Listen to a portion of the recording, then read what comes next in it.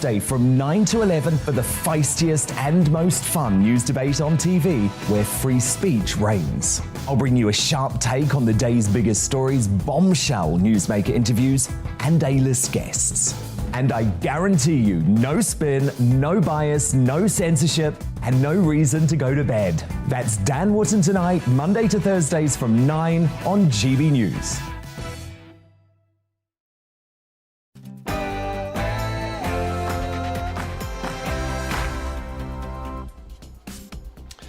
Tonight on Farage, should working from home be a right? The government have backed away from legislation on this. The trade unions don't appear to be happy. We will debate this and not hold back. Are we about to enter a trade war with the European Union if we remove that border in the Irish Sea? Marcus Fish MP joins me on that.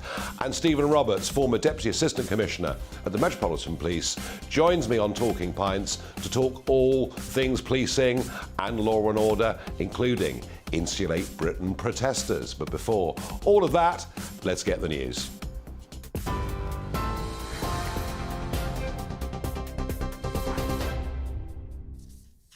Thank you. Good evening. I'm Miranda Shunker in the GB newsroom. The Prime Minister has signed historic security agreements with Finland and Sweden, vowing the countries will assist each other against any military attack. The declarations will intensify intelligence sharing, accelerate joint military training and bolster security. Finland and Sweden are considering joining NATO following Russia's invasion of Ukraine, despite threats from the Russian president.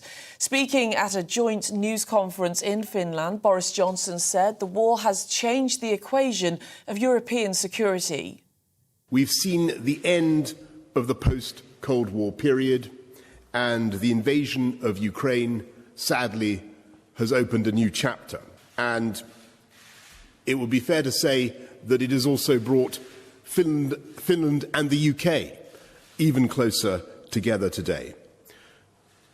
So the security declaration, the solemn declaration we've signed today, ensures that our two nations can intensify our partnership and take it to unparalleled heights. Well, former Conservative Party leader Sir Ian Duncan-Smith says Russia's aggression has made countries rethink their approach to security. The one thing about this Ukraine crisis is it's reminded a very complacent free world that these freedoms are not free. They have to be, you have to prepare to fight for them. And what we've done is we've dealt, I think, too long. We've dealt with the world as we wish it would be. Not prepared to deal with the world as it is. In other news, an economic think tank warns Britain is on course for a recession later this year. The National Institute of Economic and Social Research says around 250,000 households could become destitute without immediate government action. The disappearance of 15-year-old Maddie Thomas from Bristol is being treated by police as child abduction. The teenager vanished on April the 26th after leaving her foster parents' address in the Southmead area of the city. Officers believe she's likely to be with a man and they're concerned about her safety. The Prince of Wales and the Duchess of Cornwall have hosted the first royal garden party at Buckingham Palace since 2019. The Queen was not in attendance due to her ongoing mobility issues, but Charles and Camilla spoke to a selection of the 8,000 guests in attendance. Garden parties have not been held at the palace for 3 years due to the pandemic. Well, on TV, online and DAB Plus radio, this is GB News. Now it's back to Farage.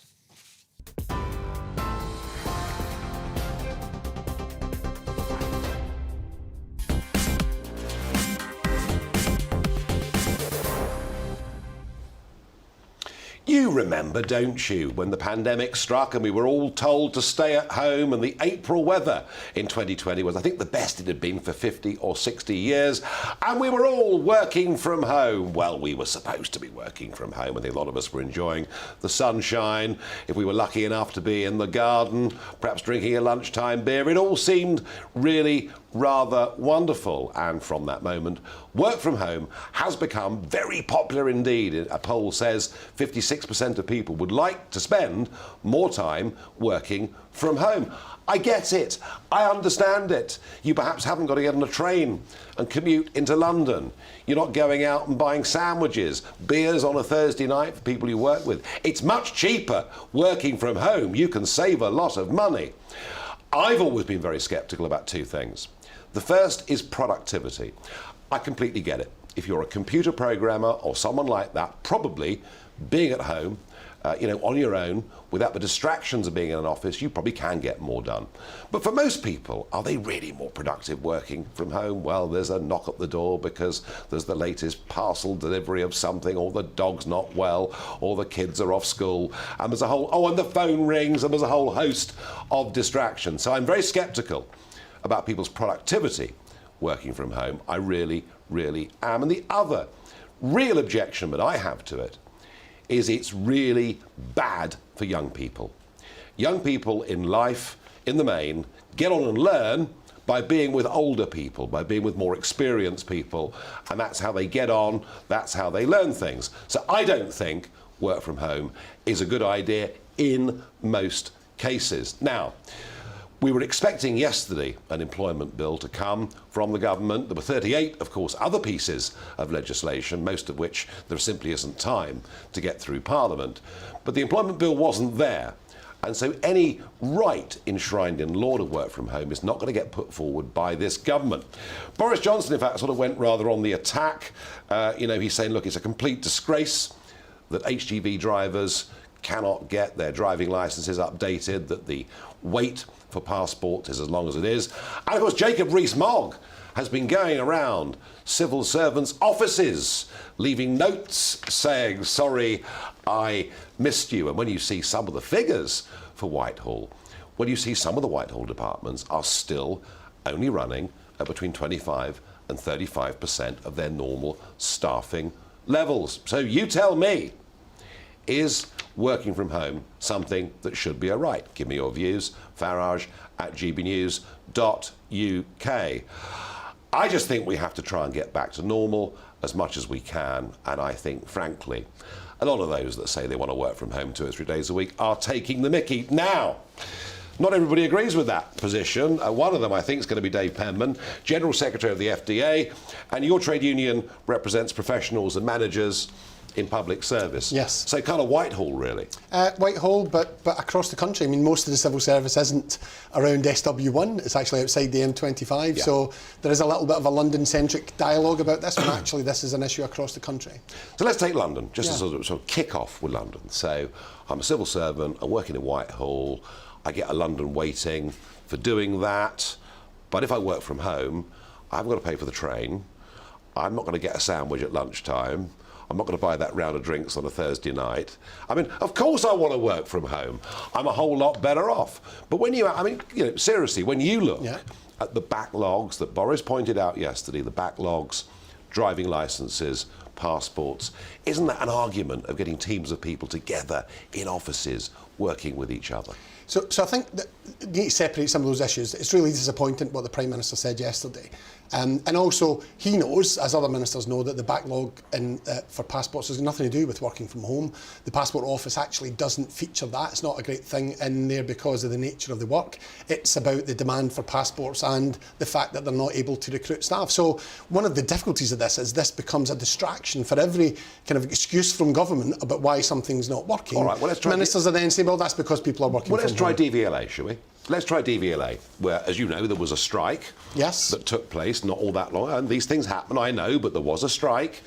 Of the thousands of people that could be in that office in Swansea, it's about a third full at the moment. And we've got people, professional HGV drivers, unable to earn their living and do their job. Absolutely. Are you telling me working from home is actually operational? If you look at what happened in DVLA, it had one of the biggest COVID outbreaks in Wales. It has a huge backlog as a result of that, as lots of areas of the public sector do. And I think this is the reality of this discussion. You can talk about bits of work that can be done from home, and lots of employers have areas of their work or parts of their workforce who actually can work as productively at home or can work as productively in the office, and most people actually want a bit of both. Most people don't actually want a bit of both, but come on, you and I both know people aren't as productive at home, are they? Well, actually, some of the evidence has shown that they're more productive. So, I spent an hour and a half. I spent an hour and a half travelling in this morning. Yep. Actually, research from LSE has shown that people are spending their commute time working for their employer. So they're actually spending more time doing work for their employer because they're not having to spend the time travelling in, particularly in somewhere like London where you know what the commute times are like. And when you talked about young workers absolutely benefit from being in the workplace. But they also know that they can't live and work anywhere near the capital. So if they're only having to come into the office 2 days a week, they can actually buy a property, one of the big issues that the country's facing, because they can live further away because they're not actually tied to an office. So this is a nuanced argument. It's not about saying working from home is perfect for everyone or works for everyone, and it's also not saying that tied to the office is the way forward either. The TUC boss, Francis O'Grady, has accused the government of turning its back on workers. That's a bit over the top, isn't it? I think we've heard from a long time that there are going to be an employment rights bill, that we're going to enhance workers' rights, and it's a piece of legislation that's been promised many times, and I think it was really disappointing that it was, and it's still not a priority for government. It's not just about working from home. There were maternity rights that were supposed to be included, the issue of workers being able to keep the tips that people give in good faith. So there are a lot of areas which I do agree with very strongly. There's a lot of areas around employment law that the government have been saying with their new freedoms that they're going to do that they haven't done. And I think there's no sense now about what the government's agenda is when it comes to employment rights and workers' rights. Dave Penman, you haven't convinced me yet. I want to see Whitehall full of people. I don't believe they're more productive at home, but I do get the argument.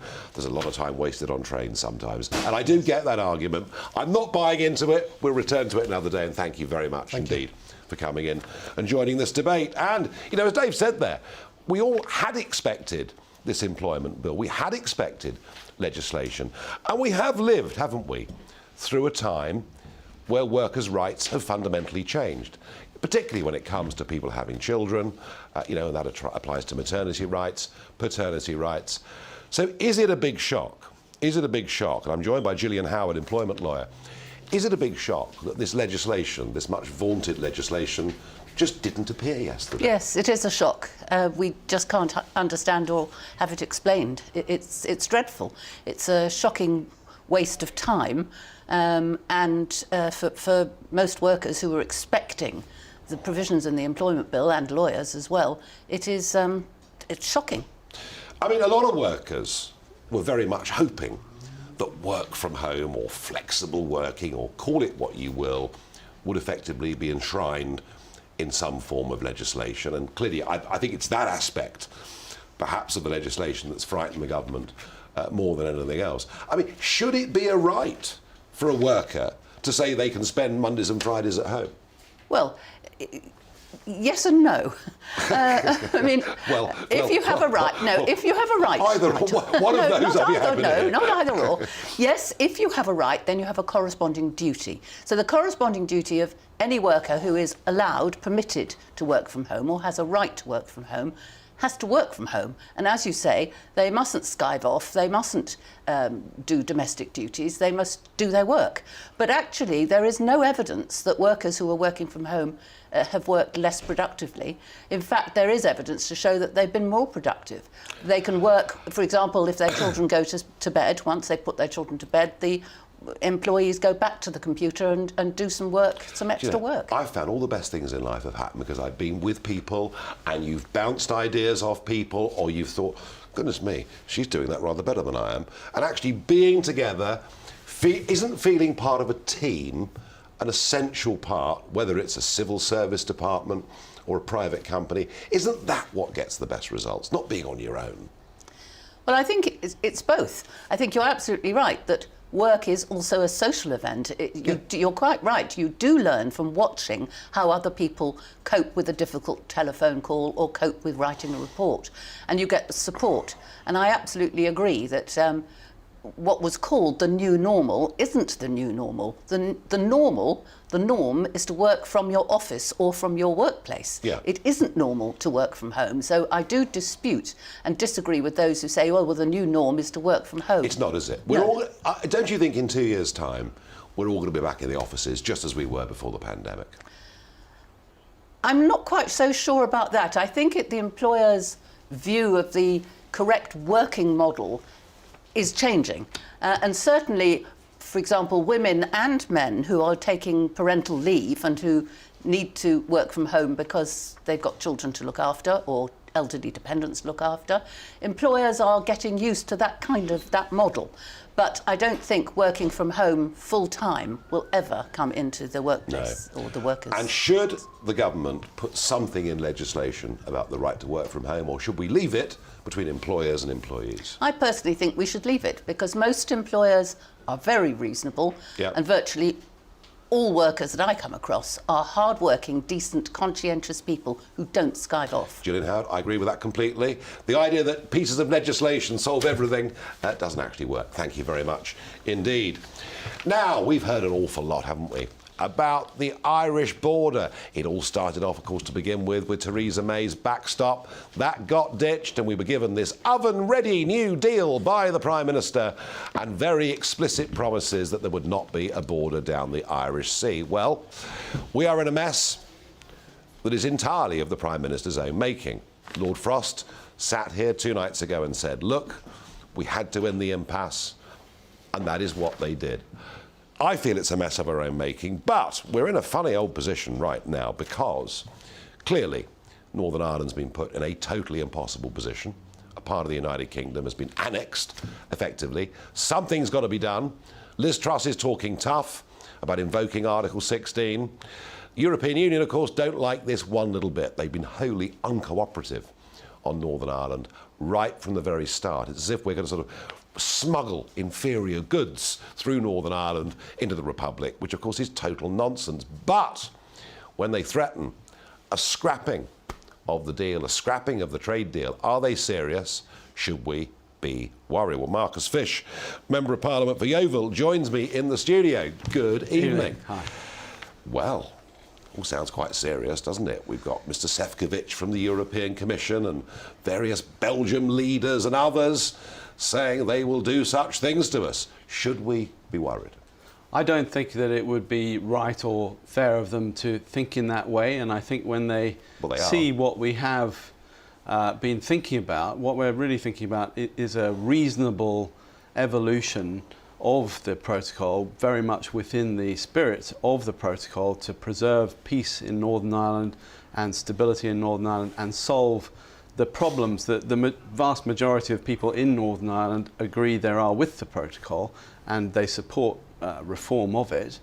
That's a thing that we just have no option at this point but to do, given that the EU hasn't been willing to talk about ways that it can evolve, as had been foreshadowed by the agreement itself. When this all first kicked off, I remember being in the European Parliament immediately after the Brexit vote, and then through all the years of agony and negotiation, and it was, thank goodness we're past that bit. Thank goodness. Although we've got this to deal with. True. But it was interesting because we were told by the bosses of the EU, at the time, the Junckers and then the von der Leyens, that the protocol was necessary to preserve the integrity of the Good Friday Agreement, the Belfast Agreement, the peace agreement that we came to in 1998. Now it seems there's a different argument being put. It now seems the unionist community are arguing that actually the protocol is threatening the Good Friday Agreement on the basis that consent has not fully been given, and that we might start to begin to even consider returning to the bad old days. How do you see the settlement of the Good Friday Agreement in relation to the protocol? Well, we certainly don't want to return to the bad old days. And one thing that maybe had been forgotten by some in the EU was the integral part of the Belfast Agreement, which was the east-west strand of it. And that's obviously a thing that unionists take very seriously, yeah. But everybody in Northern Ireland who thinks about it should and does take it seriously. And that is really what we're trying to think about, ways of preserving. How do we take a reasonable approach to giving the EU maximum assurance about the integrity of their single market, while at the same time allowing goods that are destined to remain in Northern Ireland to come through a green channel? Are we sort of potential smugglers or of substandard goods, or it isn't? No. Is the government going to act? Well, I very much hope it will, and I believe it will. It's essential that we get this green channel. It doesn't mean the EU get no information about what's in the green channel. There's a mass of commercial data that particularly the big supermarkets and the big traders have put in place through a new system that they set up a year and a half ago. And that is what we can provide to the EU to really give them very, very great degree of knowledge as to what is passing into that territory. Let's see how cooperative they are. Final thought, Marcus Fish. A pretty ghastly set of results for the Conservatives last Thursday. 1 in 4 seats across the UK that they stood in, that they held, lost. Your part of the world. Will you lose your seat to the Lib Dems if Boris stays on as leader?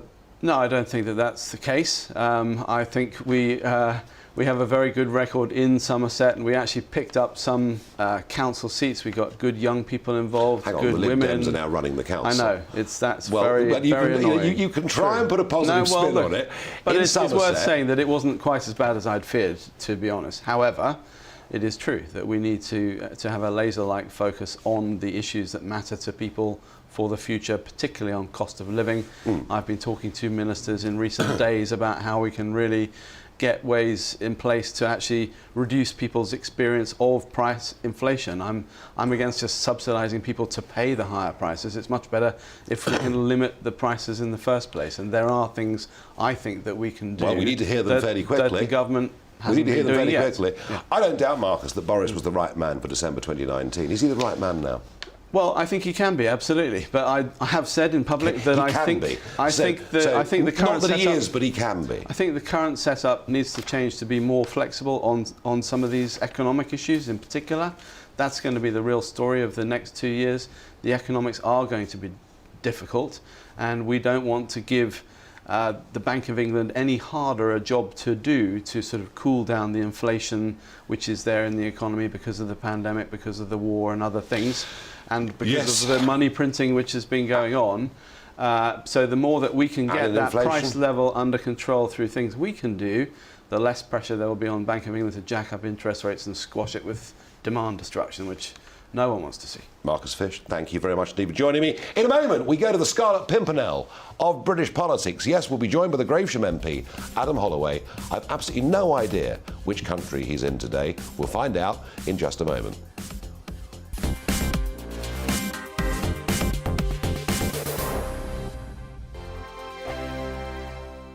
Hello, I'm Michelle Dewberry, and you can join me every weekday 6 till 7 on Jubes and Kerr. Me and my panel will get stuck right into the day's events, and I can tell you, in fact, I can warn you, expect some robust debates, some strong opinions and perspectives from both sides of the fence. It's about you at home as well. I love to read out all of your comments, or at least as many as I can. So join me, Michelle Dewberry, Monday to Friday, 6 till 7 on Jubes and Kerr. On radio, they call it the drive time slot, 4 p.m. until 6 p.m. as listeners head home. It's that part of the schedule when the dust of the day's events begin to clarify, and we try to make sense of it for you. Brazier is drive time for radio and TV. It's fast, it's punchy, it's opinionated, there's a Brazier angle and a little bit of levity. That's the question. That's 2 questions, actually. That's Brazier, Monday to Thursday, 4 till 6 on GB News. Hello, I'm Patrick Christie's. And I'm Mercy Moroki. Make sure that you join us Monday to Thursday, 10 a.m. until midday, right here on GB News for To The Point. We're not afraid to talk about the topics that matter to you, or the big topics that always matter. We cover absolutely everything, from the breaking political stories of the day to law and order, what's going on in the channel. We're not afraid to hold people to account. We always make sure we include your views on our show. Indeed, if you're thinking it, you can guarantee that we're saying it. So make sure you join the conversation with us, 10 a.m. until midday, Monday to Thursday, for To The Point on GB News. I'm Dan Wootton. Join me Monday to Thursday from 9 to 11 for the feistiest and most fun news debate on TV, where free speech reigns. I'll bring you a sharp take on the day's biggest stories, bombshell newsmaker interviews, and A-list guests. And I guarantee you, no spin, no bias, no censorship, and no reason to go to bed. That's Dan Wootton tonight, Monday to Thursdays from 9 on GB News.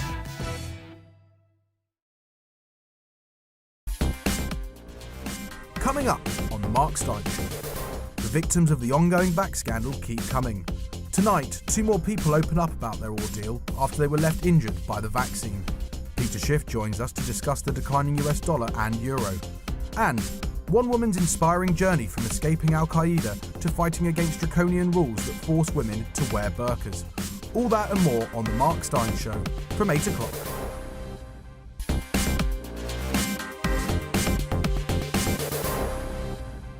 Should working from home be a right enshrined in law? Some of your responses coming into that. One viewer says, as long as the work gets done, does it matter where the work is done? I'm just still very sceptical about it being done. Another says working from home is great until your employer realises they can employ people in India or Bangladesh to do the same job from their homes at a lot less cost. Another says people need offices to talk, to meet, to communicate, to socialise and to laugh. Laughter, yes, I remember when I first worked in London in offices, they were full of laughter and joy and fun. We need human contact. Absolutely we do. And Nikki says, people work where the employer asks. That's how it works in the real world, and the last thing we need is more rights. Yeah, I absolutely agree with that, and I must say I don't think we need legislation on this. This is something that can be sorted out between the employer and the employee. I still believe the best results come when people work together physically in teams. Now, they seek him here, they seek him there. A few months ago, we had the Gravesham MP, Adam Holloway, coming on to discuss a matter with us, and he was in Ukraine. We couldn't quite believe it. Well, he joins us again this evening. Adam. Good evening. Good evening. So, where are you this evening?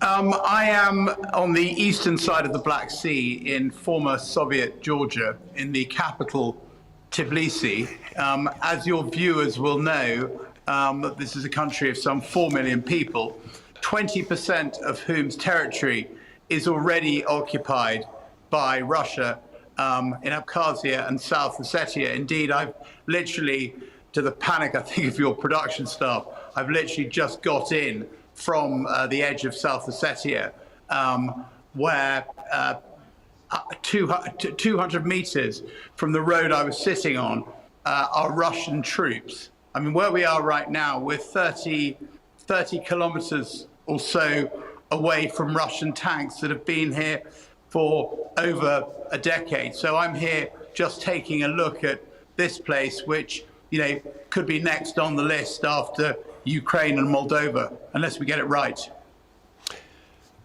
Yeah, I was going to say, I mean, presumably there are many in Tbilisi very, very scared at the moment. Yeah, I think people are anxious. The government here is quite close to Russia. You know, the energy companies are owned by Russia. The vehicle we were just traveling in, you know, we refueled at a Russian-owned petrol station with Russian petrol. But absolutely, there's a great deal of anxiety. And of course, Georgia is not the same as Ukraine. You know, Ukraine's got 10 times as many people and is very much larger. This is a country of 4 million people, and defending it would be, you know, altogether a different thing. And I think what people here are looking for is to be under a security umbrella. Yeah, and that's more or less what Boris Johnson was saying today in Sweden, wasn't it? Although, of course, Sweden that has been neutral for the last couple of 100 years. And I just want to get your take on something, Adam.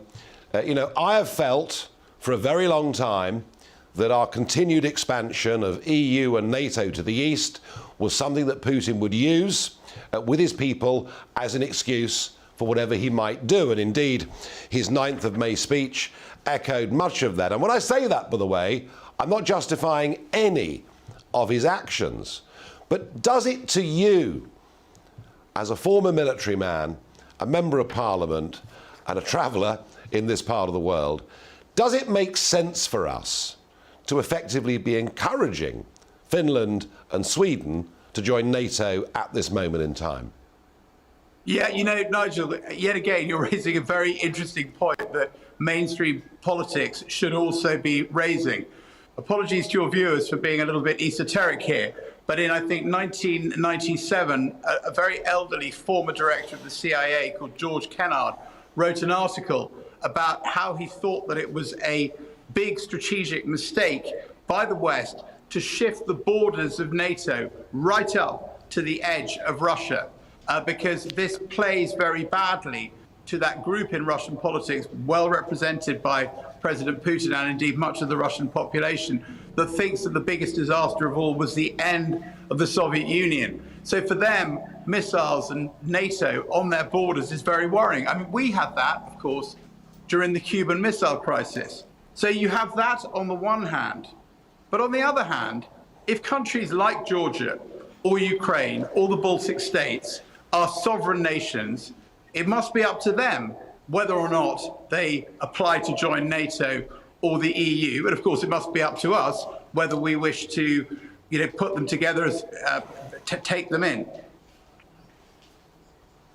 Yeah, I mean, look, a country can want to join, but clearly the organisation has to decide whether strategically it makes sense. You see, my real worry, Adam, with all of this, is that militarily things are clearly not going the way that Putin thought they would. That we are talking continually about sort of Nuremberg 2.0 war crimes trials that will take place shortly, as we see it after this conflict is over. Is there a danger, Adam Holloway, that what we're doing is boxing into a corner with no route out, with no real negotiations taking place? Is there a danger we're boxing this man in, a man who increasingly looks less rational than he did a decade ago? And are we thus risking something truly horrendous? I agree with you again, Nigel. I mean, I think we have to be very careful about what we say. I mean, you've always, with anybody, with a human being or with a wild animal, you've got to give them, a way out. And I'm not sure some of this language is very helpful.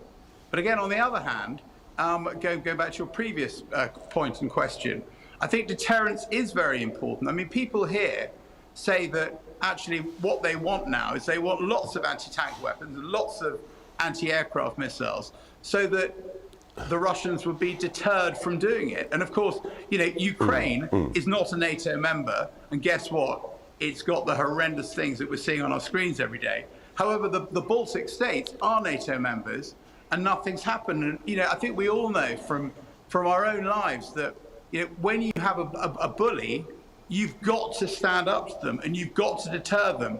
But equally, back to your point, we mustn't overly provoke them either.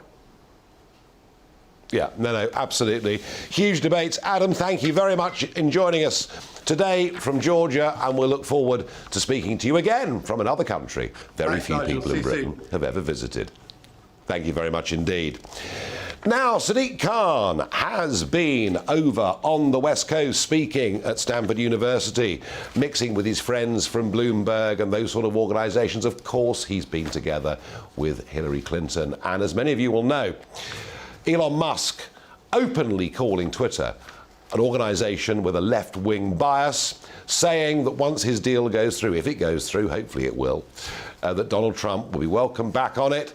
This is not being greeted well by many in America. Leading Democrat senators like Elizabeth Warren saying the Musk takeover is a threat to democracy. Quite how she works that out, I am just not sure. But Sadiq Khan had a go. Now, Khan told an audience in Silicon Valley, he said, Trump, well, he's not my biggest fan. That's a bit of an understatement. There's been a hell of a to and fro between the two. But what he says is that because of Trump's Twitter feed, Khan says he himself faced high levels of racial abuse, and that because Trump was banned from Twitter, he actually received the least racial abuse he has over the last 5 years. I don't know whether that's true or not. I genuinely don't. I can't see why it should be. I can't see why it would be.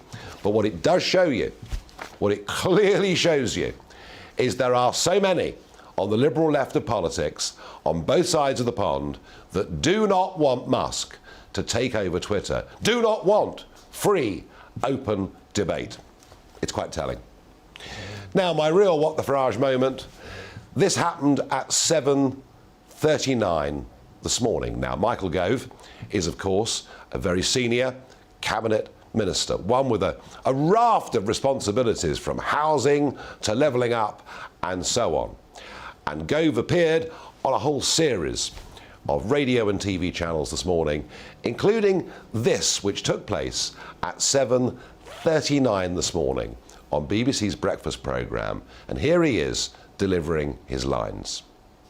But that doesn't amount to an emergency budget, which is what some people immediately thought that it did. It is an example of some commentators chasing their own tails and trying to take a statement that is commonsensical, turning it into a major, capital letters, a big news story. And in fact, when the Treasury quite rightly say, calm down, then people, instead of recognising that they've overinflated the story in the first place, then say, oh, this is clearly a split.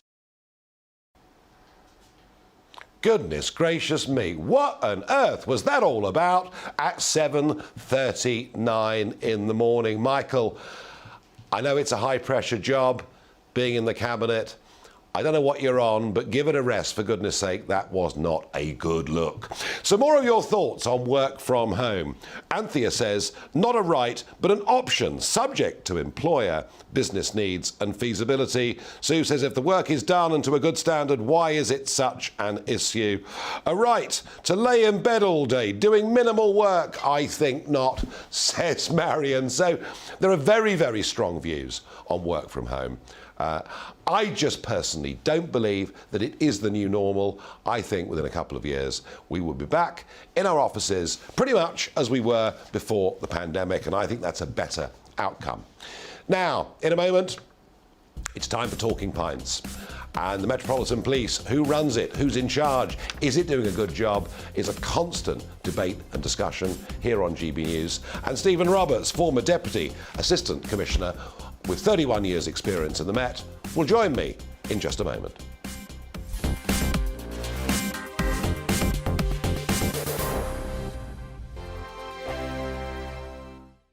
Hello, I'm Michelle Dewberry, and you can join me every weekday 6 till 7 on Jubes and Kerr. Me and my panel will get stuck right into the day's events, and I can tell you, in fact, I can warn you, expect some robust debate, some strong opinions and perspectives from both sides of the fence. It's about you at home as well. I love to read out all of your comments, or at least as many as I can. So join me, Michelle Dewberry, Monday to Friday, 6 till 7 on Jubes and Kerr. On radio, they call it the drive time slot, 4 p.m. until 6 p.m. as listeners head home. It's that part of the schedule when the dust of the day's events begin to clarify, and we try to make sense of it for you. Brazier is drive time for radio and TV. It's fast, it's punchy, it's opinionated, there's a Brazier angle and a little bit of levity. That's the question. That's two questions, actually. That's Brazier, Monday to Thursday, 4 till 6 on GB News. Hello, I'm Patrick Christie's. And I'm Mercy Moroki. Make sure that you join us Monday to Thursday, 10 a.m. until midday, right here on GB News for To The Point. We're not afraid to talk about the topics that matter to you, or the big topics that always matter. We cover absolutely everything, from the breaking political stories of the day to law and order, what's going on in the channel. We're not afraid to hold people to account. We always make sure we include your views on our show. Indeed, if you're thinking it, you can guarantee that we're saying it. So make sure you join the conversation with us, 10 a.m. until midday, Monday to Thursday, for To The Point on GB News. I'm Dan Wootton. Join me Monday to Thursday from 9 to 11 for the feistiest and most fun news debate on TV, where free speech reigns. I'll bring you a sharp take on the day's biggest stories, bombshell newsmaker interviews, and A-list guests. And I guarantee you, no spin, no bias, no censorship, and no reason to go to bed. That's Dan Wootton tonight, Monday to Thursdays from 9 on GB News.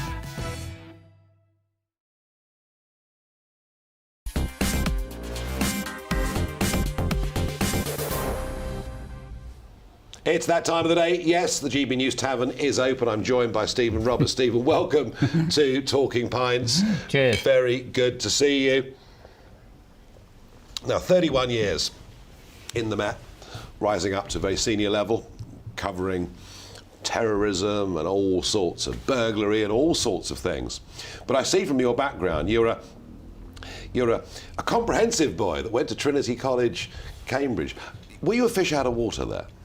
If I wasn't the only comprehensive boy there in my year, I was certainly one of the very, very few indeed. I was there with the likes of Ed Sturton, Oliver Letwin, Old Etonians. Yes. Most of whom knew each other. Yes. And then there was me, and I was a bit, I would say more of a curiosity than a fish out of water.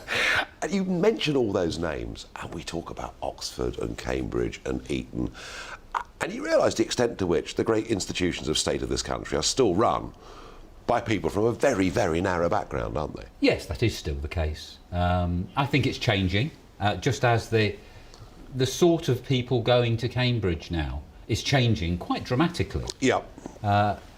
My son went to Cambridge, graduated a few years ago now, but then almost half of the entrants were from an ordinary comprehensive background. So things will change, but of course it will take decades for things to change, because the people who graduated with him are now working their way up through their various trades and professions. Yeah. So was it a lifelong ambition to be a cop? No, not at all. I didn't know what I wanted to do. I started off thinking that I wanted to be a scientist, and realised after a year of studying natural sciences at Cambridge that I was never going to be in the top drawer. Chap's got to know his limitations. And law seemed like a good thing to change too, because at that time I was thinking of going to patent agency and mixing the two areas. But at the same time, there were quite a number of police scholars at Cambridge, sent there people regarded as having a future but not having had a university education, so they were mature students. And talking to them, it sounded like quite good fun, and I didn't know what else I wanted to do really, so I thought, well, if I become a policeman for a couple of years, it'll give me a chance to decide what I really want to do as a proper job. And then 31 years later, and Queen's Police Medal and all the rest of it. Somehow or other, 30 odd years slipped by almost, Is policing, I mean, I just think back over the last year, the number of controversies, the Me Too controversies, the WhatsApp chat groups, the what happened on Clapham Common, the Cressida Dick situation. Policing is more controversial now than when you joined, isn't it?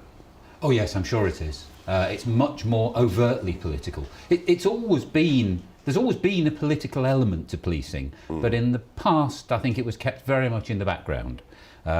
Chief police officers, yes, of course they talked to senior politicians, of course they talked to senior civil servants. Policing fundamentally is about mediating the interests of different groups of people, the rich against the poor, the right against the left, of always standing, if you like, on the fence in the middle and having stones thrown at you from both sides. Yeah. So there's always that political element to it, but I think it's become much more overt, and I think part of that is that we now have a mayor who has a major influence over who the commissioner is and over the strategic direction of policing in London, who's of an opposite party to the Home Secretary, who also has an overriding interest in policing. So it's inevitable that it has become more so. It doesn't always help itself, does it? I mean, I'm just thinking about, being overtly political.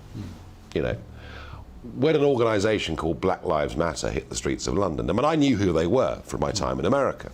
We saw police officers taking the knee, almost being given a free pass to take the knee. That must have been, I mean, what did you think when you saw that? Surely that was an error. It saddened me, frankly. And I know some of the officers who actually thought that they ought to do that, and who were genuinely well motivated doing it. They thought it was an appropriate gesture. I'm afraid my view is rather old-fashioned, that once you put the uniform on, you're not supposed to do gestures, of either side. Yes. Whatever you think about the political stance of people in front of you, whatever you think about their class, their race, whatever, that's your problem, and it stays inside the uniform, and you treat everybody the same, and you do not do anything. Party political gestures would be even worse. Thankfully, we haven't seen that, although it's been a very narrow squeak, not getting drawn into the controversy around Partygate, around Beergate, around being seen as partial. And the responsibility now on Durham Police is astonishing, isn't it? I feel desperately sorry for Durham Police. With Sakir having said he will resign if fined, and his deputy having to go the same way, they are actually faced with a decision about whether or not they decapitate the Labour Party. And maybe the Prime Minister too, if one knocks onto the other. The Prime Minister too. Now, if they go one way, they will be seen as partial and outrageously right-wing. If they go the other way, they will be seen to have given into pressure from the local police and crime commissioner, who is on the Labour side of the political divide. Do police and crime commissioners work? Come on, you're retired. Police committees never did work. You're retired now, you can say what you think. Police committees were never as effective as they should have been. They were never as challenging. I can only speak about London. They were never as challenging as they should have been, I don't think. And I think if you asked the average man in the street about who was a member of their policing committee, they would have asked you what their policing committee was. Yeah. I think police and crime commissioners have become slightly more well known, but frankly, not much. And they've been a bit of a mixed bag. I was always very concerned about the idea of police and crime commissioners, simply because they have the say-so over the appointment of a chief constable, and if they express a view, it's a very brave chief constable who will go his own way. Yeah, they're elected on increasingly small turnouts, and Exactly. it's not really firing off, is it? One issue that was interesting in yesterday's Queen's speech was, some potentially quite tough legislation to deal with this phenomenon of Insulate Britain, or Extinction Rebellion. But Insulate Britain in particular, blocking roads, there's Lambeth Bridge behind us where there's a street carnivals were going on. And this presents the police with great challenges. We even saw Insulate Britain attempting to stop newspapers coming out of a print works. I mean, these people are pretty full on, and we see some shots here on the screen of people gluing themselves to roads and all the rest of it. And now, this legislation, if and when it goes through, will mean that people will face 6 months, 12 months in prison for acting in this way. What would you say to young police officers going out to deal with people who are gluing themselves to the road? How do they... it's not easy, is it? Of course it's not easy. Well, the first thing I would say is I'm glad I'm not having to face that problem now. The reality is that the power of the police service is about the way that the public sees it as, broadly speaking, legitimate. It's an old joke. I think it was Robin Williams who said, that the American police say stop or I shoot, or shoot and then say stop, whereas the English police will say stop or I'll say stop again. Yeah. But people by and large do stop because they regard the police as legitimate. People don't obey the law because they think they're going to get locked up. Is respect for the police still there? Respect is crucial. Legitimacy is crucial. Now, part of that legitimacy comes from us allowing people to express political views, however unpalatable we may find them, as long as they do it within the law. Now, if they're doing it within the law and, for example, sticking themselves to a road, it's really difficult to deal with. But that is part of the political processes of this country. So this legislation should help policing in a way by saying it's illegal to do that. In a way it will, but I think the danger is that it's seen as... Part of the legislation suggests that protest becomes illegal when it becomes almost inconvenient. Now, inconvenience, a very flexible term. Your inconvenience isn't going to be the same as mine. And I don't think supposing we were to have a very far-right Home Secretary, they might have an even more extreme view of what is inconvenient to Londoners or to anybody else. So you could end up with the police being almost forced into a position of not just policing political protest, but actually suppressing it. And once police start to suppress political process, that's where the balance goes, and legitimacy will start to fade away. One of the reasons why the police have a bit of a problem with the public is things that were considered quite serious crimes 20, 30, 40 years ago, like house burglary. Where the police would come and visit. And now we often don't get a police visit, you just get a crime number, and it's kind of a reflection, isn't it, of the fact that there's so much more crime going on today in London than there was, and in other big cities than there was just a few years ago. One of your claims to fame is that you reduced burglary in Havering when you were in charge there. How did you do it?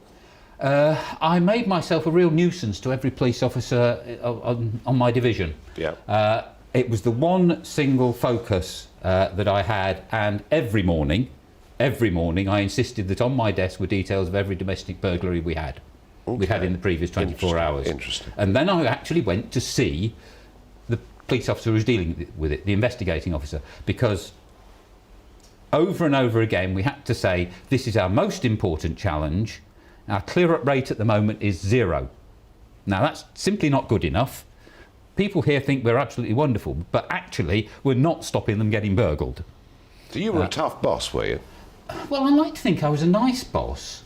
Is that what the officers would say about you? By and large, they thought I was a decent boss. They knew where I stood and they knew what I thought was important.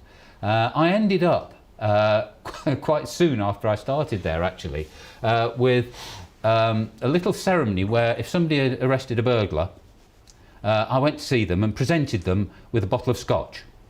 It was a bottle that big. I had in my bottom drawer miniatures. And word went round that this is what the governor thinks is important. And people worked harder. There were all sorts of systemic problems we had to fix. So they responded to leadership, basically. They responded to somebody saying very clearly, that's what's important, that's what gets recognised. And isn't that what the Met needs right now? Now, we could argue about Cressida Dick, but she's gone, and I know you said she was a good cop and she worked very hard over the years, all the rest of it. Who do we need next? The current generation, I've been gone for 10 years now, so I don't really know the current generation. I do know that the way that Cressida was treated will have discouraged some very high quality people from even wanting the job. That's not to say that whoever gets it isn't of the right quality, but it certainly makes the search for a good commissioner more difficult. But they've got to set out what their priorities are. They've got to back their people when they get it right, and they've got to very obviously go after their people when some of them get it wrong, and some of them will get it wrong. You know, it's a bit like infections in hospitals. We don't criticise a hospital for disinfecting everywhere. We don't criticise surgeons for washing their hands before an operation. But the day that it's publicised that the Met has arrested people for corruption or arrested people for whatever horrendous crime they've committed, that's almost seen as, well, we knew there was something wrong with the police. You know, it's what you do about bad behaviour. It's not easy, is it? And you know what? We haven't had time, Stephen, to talk about terrorism, knife crime, so many other things. But thank you for all the years you've given to policing. Thank you for joining me on Talking Pints. Let's cross our fingers that the Met gets a boss that is respected by not just police officers, but the general public too. Absolutely. Thank you very much indeed for Good joining health. me.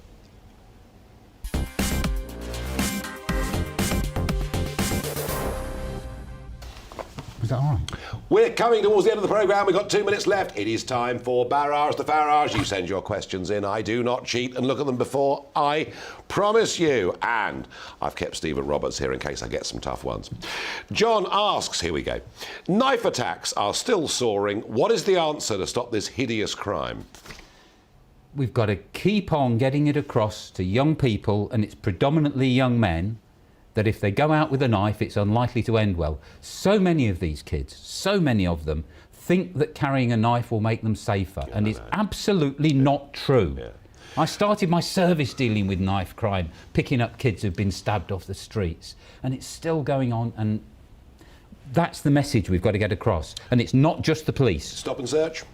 Stop and search is part of the answer, but so is mental health care for teenagers who are troubled, so is putting police officers into troubled schools, so is social services. There's a whole range. There's no one answer. No. Mary asks, should the government abandon the Northern Ireland Protocol regardless of the retaliation from the EU? Do you know what I think, ultimately? Ultimately, do you think that Audi and BMW and Mercedes want to go on selling their cars in our country, which they call Treasure Island? Of course they do. Of course they do. There's no negotiation with the EU over Northern Ireland. They will not budge a single inch. We've got to get on and do the right thing. Laura asks, Will you be watching Eurovision Song Contest on Saturday evening? Are you a fan of Eurovision? I'm afraid I'm not. No, that's a very honest answer from Stephen. And I've got to tell you, I won't be watching because Terry Wogan's not there anymore. He made the whole thing, his delightful, wonderful, sarcastic coverage. I did try and get a bet on Ukraine to win, but by the time I tried to get my money on, it was too short a price. They're obviously the winners. That's it from me. I'm in Hull tomorrow night with Farage at Large. Now it's over to Mark's time. Hey, thank you, Nigel. Fabulous show, and I agree with you on Eurovision. Wayamuni nul point. I can't remember whether that was Katie Boyle or Terry Wogan now, but fabulous show coming up in the next hour. All the fun subjects: economic collapse, Orwellian dystopias, theocratic monsters. But don't worry, we'll wrap things up with the 20-minute song and dance routine with me doing a medley of Ukrainian Eurovision entries over the year with the dance troupe from the top-rated Donbass Variety Hour. I hope you'll stay tuned for that. We're all in matching white catsuits, so don't miss it. That's all coming up after the weather. Hello and welcome to the latest from the Met Office. I'm Aidan McGivern. Drier and clearer for many over the next 24 hours following Wednesday's wet weather, but there will be further showers in the north, and those showers will continue over the next few days across northern parts of the UK because we'll be close to high pressure here. But the more persistent rain that we've seen through England and Wales